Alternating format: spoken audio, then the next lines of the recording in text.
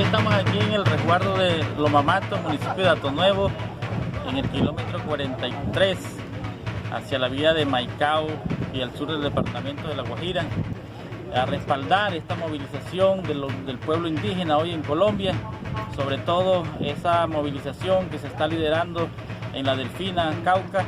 donde nuestra Organización Nacional Indígena de Colombia se encuentra asentada, y a todos aquellos compañeros del CRIT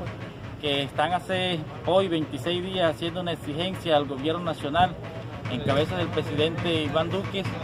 donde se le está solicitando al señor presidente hacer presencia a esa mesa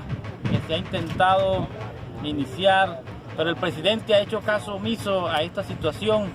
y ya es como que hora de que el presidente de la República asuma su responsabilidad y se desplace hasta el departamento del Cauca,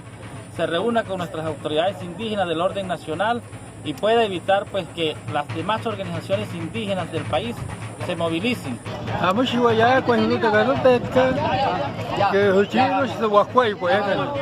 Porque no le voy a entender, no yo estoy porque se daría una y eso más ya si vaya fuera a nadie te junta y vamos